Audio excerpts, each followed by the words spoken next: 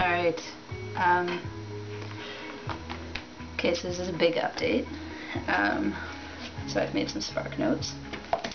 I had my first doctor meeting. I met with Glenna Emmett Rashore in Halifax, and we discussed a lot of history, family things, health concerns, basically what I wanted and why I wanted to talk to her, and you know, from there we'll decide where we're going. We're going to meet 3 times. She told me that the next meeting will be basically the same as the last one, except we'll go into things a little deeper. We'll discuss more emotions and feelings, things like this. And the 3rd and final meeting will be a hormone readiness assessment. That will be in August. And she said, I'm good-natured, healthy, grounded, and I have great skin. And if I was willing to give up that great skin, that she didn't foresee any problems in me starting hormone treatment after our 3rd meeting.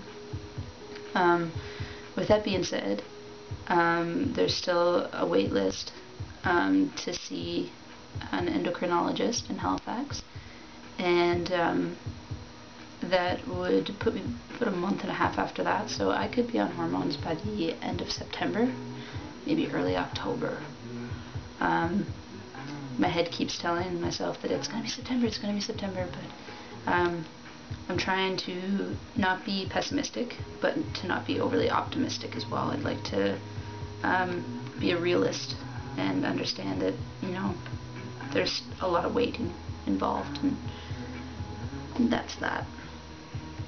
So anyways, that's a big deal. That's been on my mind a lot. There was a question she asked in our meeting where she waved her pen around. She said, if this was a magic wand and I could give you anything you wanted, what would it be? And I surprised myself when I didn't say hormones, like right then, because I'm starting to realize that I'm not as ready as I am in my head,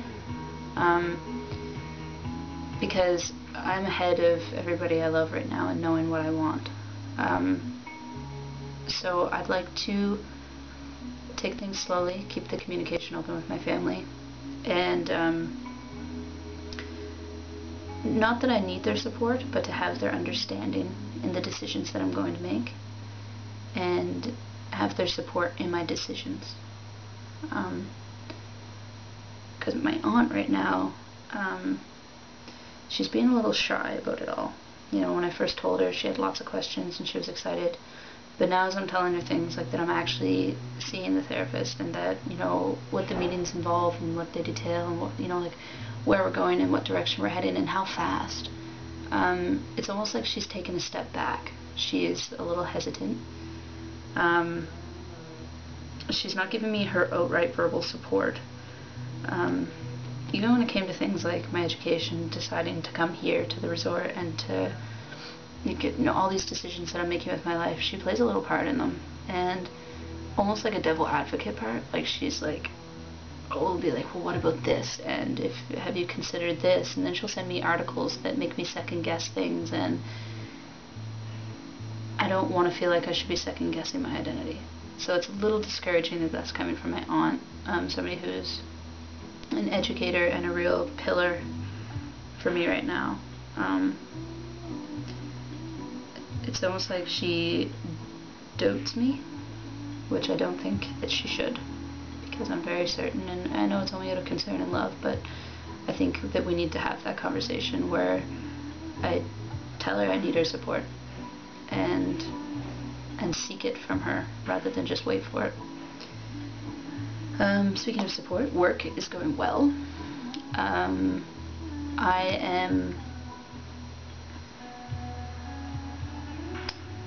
I'm about $2,000 saved right now, and this is so exciting.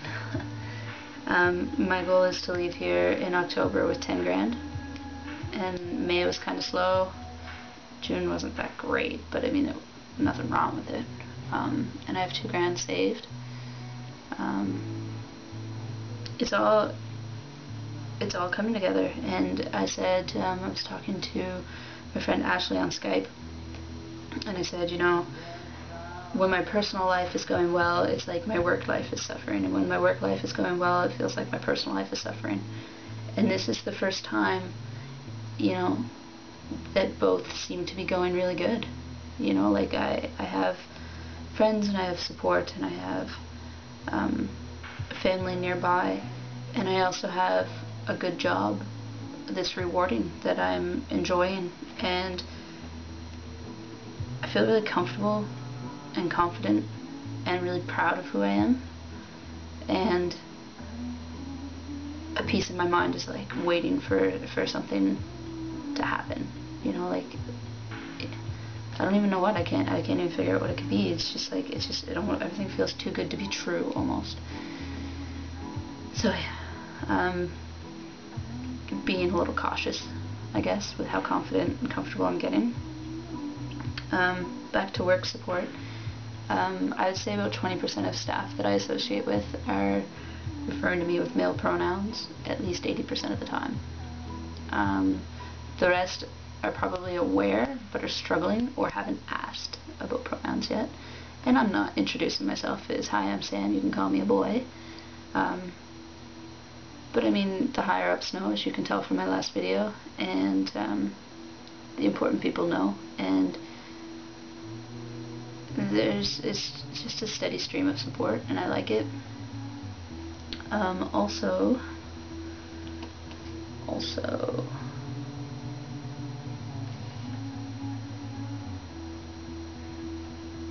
my supervisor ordered me male uniforms,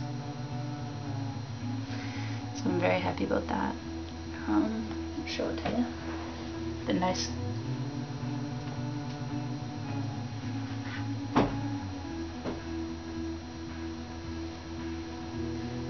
So they're just nice and green. I got my little chest pocket for my pen, and we got these really groovy ties. They're nice and soft. I really like our uniforms.